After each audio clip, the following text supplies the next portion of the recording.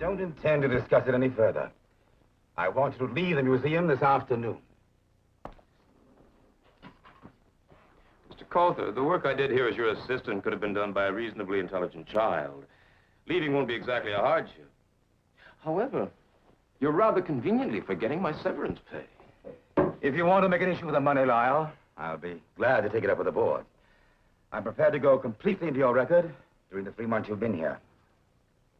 Your inability to arrive even approximately on time. The 4 days off last month with no reason whatsoever. It was spring, Mr. Coulter, though I doubt whether you were aware of that. I want you out of this building by 3 o'clock. Yes, sir.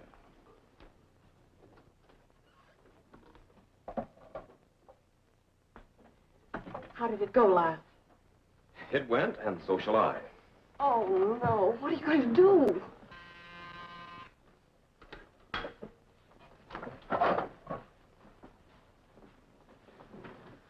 You got me this job. You got any other ideas? Let me go.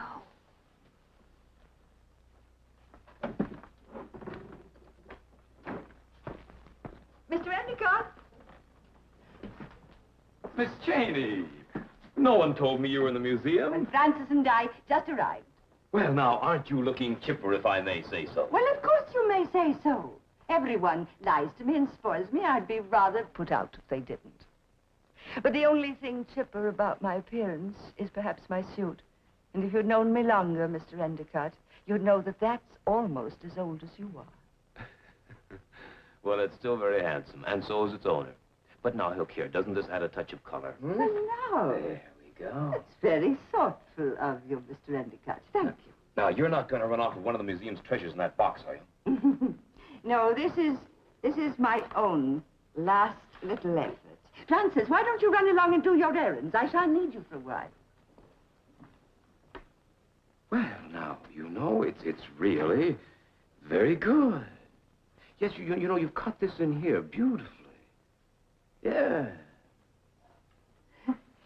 Well, of course, it's only a hobby, but at least no one can say that I completely waste my time rattling around in that old house out in the country. Well, there you are, Herbert. Good afternoon, Martha. What a nice surprise. I didn't expect you till Wednesday. Well, it was the only day I could come. Have you taken care of that matter as I asked you to? Oh, yes, I'll take care of that immediately, Mr. Coulter. Well, Miss Cheney, it was so nice to see you again. Goodbye, Mr. Endicott. Goodbye. Goodbye. Well, what did you want to see me about? Well, Martha, I'm leaving for the coast. Oh, are you really? Uh-huh. Day after tomorrow. Martha, it will be a wonderful send-off for my trip if I could inform the Board of Trustees that at long last, I've arranged to purchase the Cheney Vase. Oh, no, you're not still at it. No, Herbert. You know I could never sell it. It was the last thing of my father's, and I'm going to keep it as long as I live. Oh, but... And that's going to be a long, long time. But, Martha, you always promised. No, Herbert. That's fine.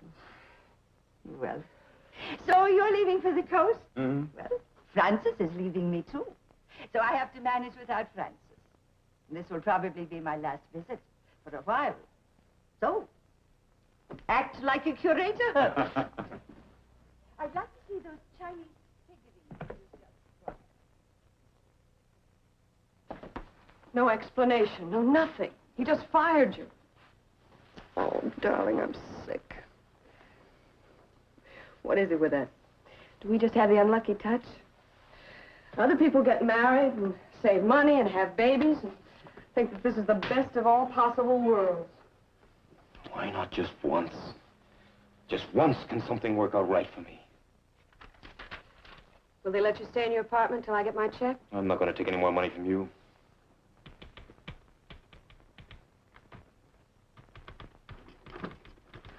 Take a letter, Miss Waring. What? A recommendation. At least you can type one, I think, even if our distinguished curator won't feel obliged to. What'll I say? Just write a nice, kind, enthusiastic letter. Lyle Endicott worked here at the Manhattan Museum of Art as my assistant until May 12th. During which time, he turned out to be a very dependable worker. I hope you don't mind my coming to you. Well, but you see, I'm in no position financially to engage someone like you. Well, there could be other compensations in my case. You see, I could continue my research here in your wonderful library. Oh, yeah, may I? Oh, thank you, Mr. Endicott. Oh, call me Lyle. Well, Well, now, look, if I'm going to be taking care of you, you can hardly go around calling me Mr., now, can you? It's very kind of you and Herbert to think of me. But you know that when Francis leaves, there'll be just Bella the cook. And I'm helpless. Since my illness last year, I can't get around at all. Well, then you do need a man around the house. Now, don't you? Well, would you be willing to put it on a trial basis? Say, 1 month? Oh, of course. Well, I know that I won't change my mind. Well, then let's seal the bargain. Lyle. Like another cup of tea, dear? Sitting here gossiping with you isn't going to get any work done. And I ought to have been in my studio an hour ago. Oh, well, we certainly can't let talent go to waste now, can we? Here we go. Whee! Oh, no. Oh, Lyle. There we Oh, no. Oh, please. Whoa! There. Oh, really? Now, you go right on upstairs then and get to work, and I'll make all the arrangements about lunch. Oh, now you're not supposed to bother about things like that. Well, why not? I enjoy doing things for you. There we go. Oh, Lyle. Put those somewhere. I'll answer them later. Okay.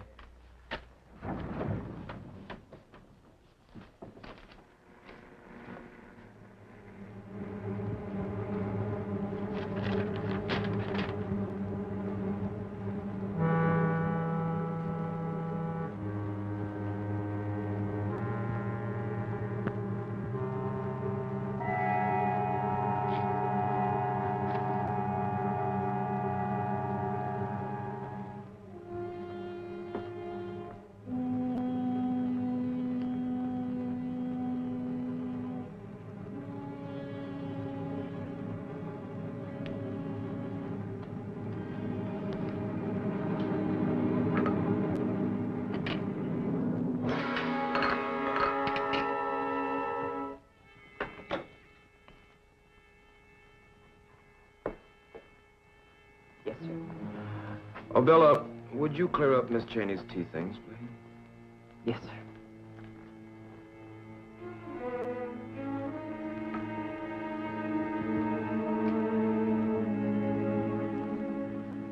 But, Bella, it isn't important, 1 cup. And you so rarely break anything. Miss Cheney, I didn't break it. Now, as Mr. Endicott said, it wasn't broken when I had my tea from it, and you're the only one who's touched the tray since. Well, if you break one of Miss Cheney's cups, there's no harm in admitting it. But don't try to blame someone else. Are you calling me a liar, sir? I'm merely saying that when one is as old as you are, Bella, and is prone to breaking Bella, things. I know you're tired. Now, you've had too much to do since Francis left. So, why don't you go and lie down for a little while? Never thought the time would come you wouldn't believe me, Miss Cheney. I can see I'm not wanted in this house. Bella, wait. Bella.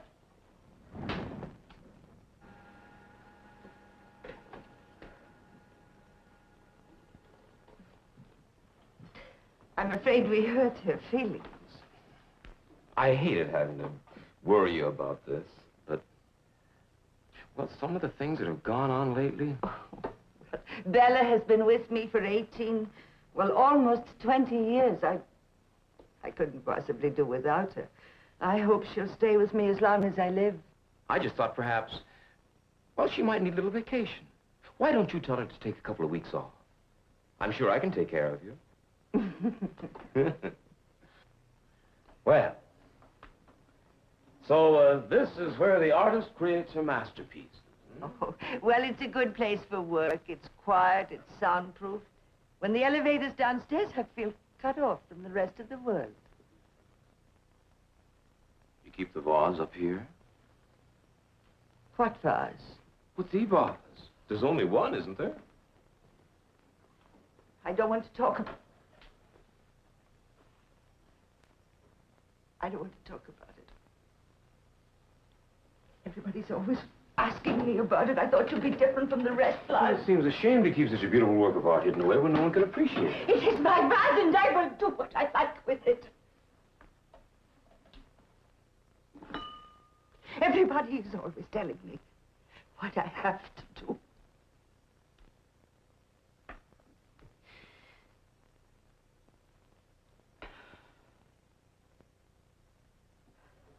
Martha, what's the matter?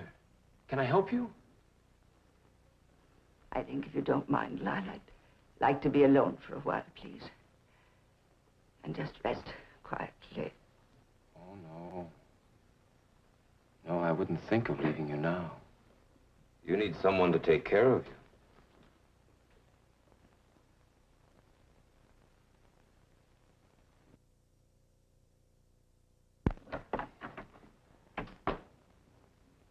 Well, good morning, Martha. How are we feeling today? Well, I'm sure I'm much better. Good. I thought maybe I could go out for a little while into the air. You know, I haven't been out of the house for 3 weeks. Well, now, why don't you go upstairs and try and do a little work? Now, you know how you missed your sculpting. Do you think I could? Why, of course. Why, you were showing just wonderful work before this little setback of yours.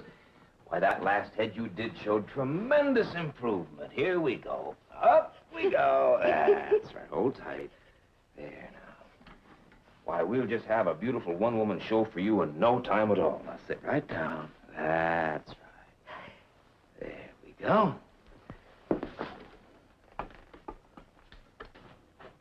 There we are. Now.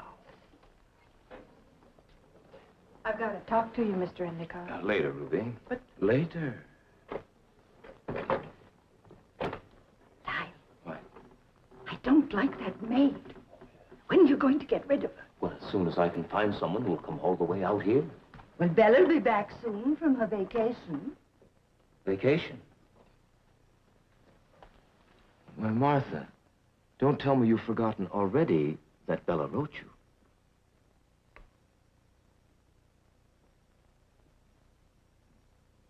Bella wrote me.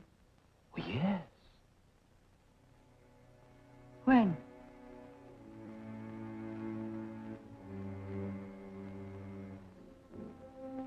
Really? Lyle? Martha, she wrote you in August, saying that it was too much work and that she couldn't come back. Don't you remember, Martha?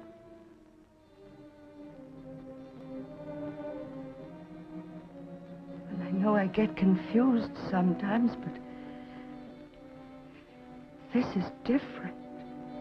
I know. That's why I've been so very worried about you. Well, you've been wonderful, Lyle. I don't know why you put up with this silly old woman.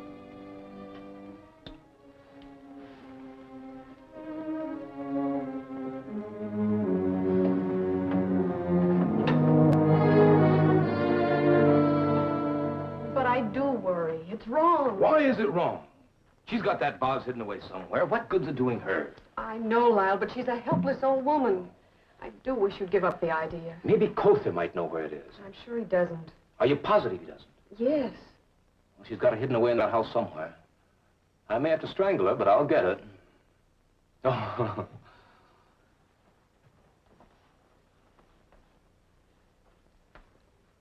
Darling? Hmm? Who's Max Reisenweber? He's one of the most important art collectors in Europe. He's written in the museum a couple of times. Kother seems to think he's a bit shady. Oh? Why do you ask?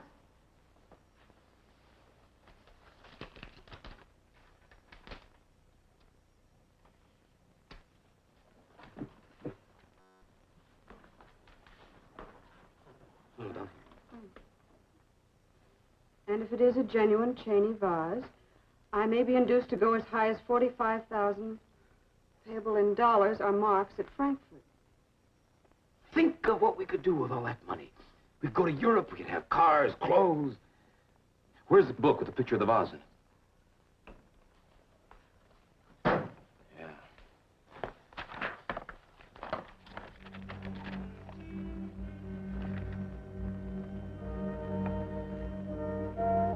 Cheney vase is comparatively small, being 8 inches high, made of porous sodaphene.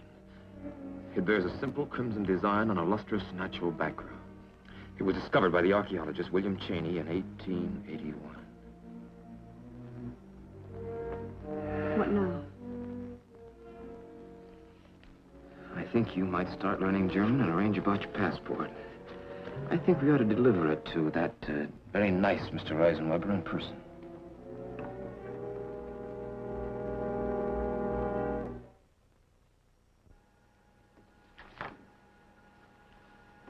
Who's that? Well, I figured you'd been up here for such a time, maybe a cup of tea would taste good. Nobody told me. I just figured. Well, now, that's very kind. Put it on the table.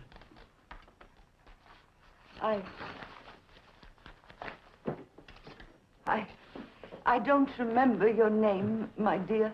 Ruby Boynton. Ruby. Where is Mr. Endicott?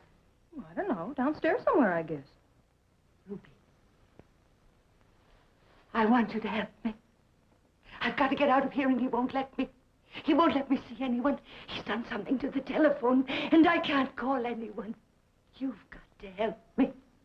Now, this is to my attorney. I want you to take it and make sure that he gets it. Will you, please? Please. Thank you.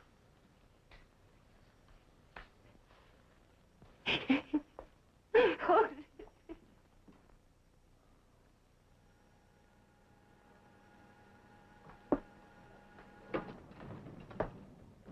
Oh, allow me, dear. Why didn't you ring? Well, I don't think I can get what I want in this house anymore. Oh, Martha. You know that everything I do here is for you. Why, I feel like almost one of the family. Lyle, this arrangement of ours, it hasn't worked out. I want you to go. Why, Martha, I'd feel guilty if I left you now. Well, you know you're not yourself. You're not responsible. Well, I know I haven't been myself recently. But I'm beginning to see everything very clearly now. Well, how can you say that, Martha, when you have such delusions? When you can write such fantastic letters like this? Martha, really?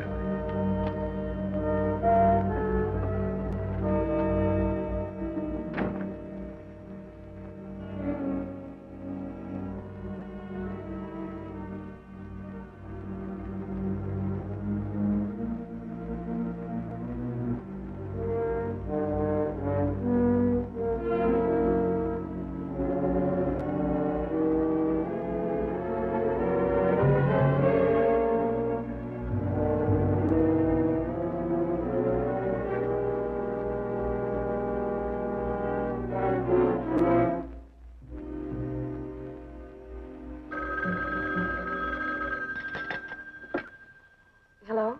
Hello, darling. Listen, I'm afraid I got some bad news. I think our little scheme's down the drain. The man from a bank is just here, and it seems like the Cheney vase is in the safe deposit box down there. Well, good evening, darling. How about a drink? I've had a bad day. Why can't just once, something work out right for us? And now she says she needs a rest, and she wants to go off somewhere with me for a month. Where are you going? Well, her sister's got a place up in Maine. I don't know, we'll be stuck up there in the North Woods with no telephone, or I won't even be able to... Stop it, Lyle. I'm sick to death of your lying and sick of whatever you're doing to that poor woman. What are you talking about? When you made application for your passport, you gave the museum as your business address. I did a little checking, and suddenly everything began to fall into place. The way you've been avoiding me. That cock and bull story about the vase being in a bank somewhere. And now you're going off to Maine. All right, I'll level with you. You're right, I do consider you and your morality excess baggage. But since I'm off to Frankfurt tonight at 8:30... What? Oh, yeah. It's been delightful, Pamela, every minute of it. I just have time to go over and pick up the little vase from Miss Cheney's and be off. And I wouldn't go to the priest if I were you. That letter of recommendation you wrote implicates you just as much as me. Hello? Yes, Mr. Colfer. I'm at the station. I hate to bother you, but I'm a mountain of work. I wondered if you'd come around to the museum tomorrow, even though it is Saturday. Yes. Yes, I think so. Fine. I'll tell you about the trip tomorrow. Mr. Colfer, go to Mrs. Cheney's at once. It's important. He'll be there by 6. You haven't got time. It's almost 5 now. It'll take him an hour to get there from the station. I'll still have time.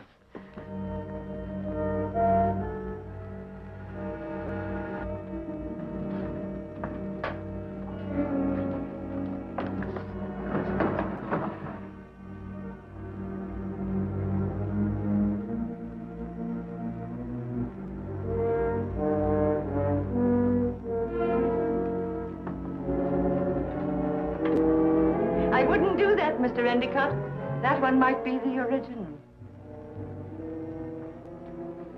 And I wouldn't try to make me tell you which one it is. I'm a poor deluded old woman, probably mad, you know. I wouldn't be able to tell one from the other.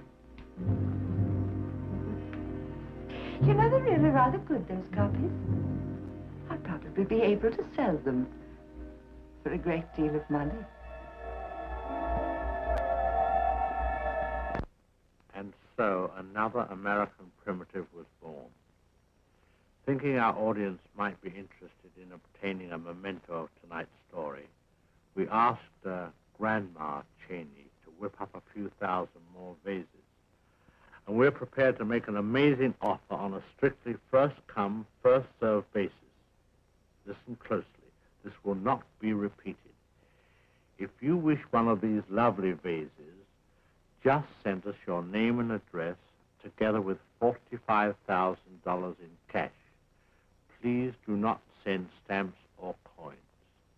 And now our sponsor wishes to tell of an equally amazing opportunity for your benefit, after which I'll be back.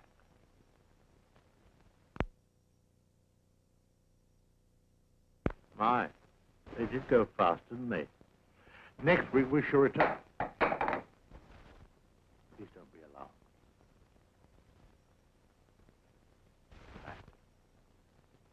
Next week we shall return with another story.